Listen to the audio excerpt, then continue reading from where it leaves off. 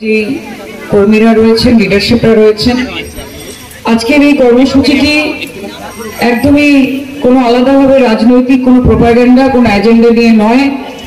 এই মিছিল দেশের জন্য, দেশের মানুষের জন্য এবং সেই বীর সৈনিক যারা দেশের জন্য বলিদান দিয়েছেন, যারা শেষ রক্তবিন্দু অবধি লড়াই করেছেন ভারতকে, আমাদের দেশকে সুরক্ষিত রাখার জন্য, তাদের প্রতি শ্রদ্ধার্ঘ হিসেবে আমাদের সর্বময় নেত্রী মমতা বন্দ্যোপাধ্যায় বিশেষভাবে এই ইনিশিয়েটিভটা নিয়েছিলেন যে আজকে যারা বর্ডারে গিয়ে লড়াই করছে তাদের পাশে আমরা কিভাবে থাকতে পারি। একটা মনের দিক থেকে থাকতে পারি যে জওয়ান তুমি লড়াই করো, আমরা তোমার সাথে আছি, আর অন্যভাবে তারা যেরকম বর্ডারে আছে আমরাও সেরকম ভাবে মাঠে থাকবো।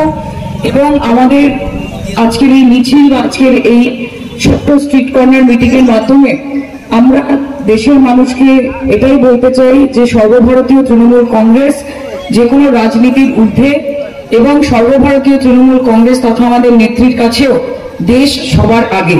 এবং তাই আজকে আমরা সবাই সেই বীরদের প্রতি শ্রদ্ধার্ঘ জানাতে এবং ভারত আমাদের দেশ, তার প্রতি আমাদের যে দায়বদ্ধতা, আমাদের এই যে শান্তি সম্প্রীতি বজায় রেখে সর্বধর্ম সমন্বয়ের যে বার্তা ছড়িয়ে দেওয়া, সেইটাই মূল উদ্দেশ্য। বিমানদা আজকে এই একটা সাংঘাতিক ওয়েদার, এই গরম মধ্যে আপনারা সবাই হেঁটেছেন, বিমানদা নেতৃত্ব দিয়েছে, আমি আপনাদের সকলকে কুর্নিশ জানাই। এবং এরকম ভাবে আগামী দিন শুধুমাত্র পশ্চিমবঙ্গ নয়, দেশের মানুষের স্বার্থ রক্ষার জন্য, দেশের মানুষের সুরক্ষার জন্য যতবার রাস্তায় নামতে হয় সর্বভারতীয় তৃণমূল কংগ্রেস নামবে, এটাই আমার বিশ্বাস। অনেক ধন্যবাদ, সকলে ভালো থাকবেন। আমার প্রণাম এবং কৃতজ্ঞতা সকলকে। Thank you.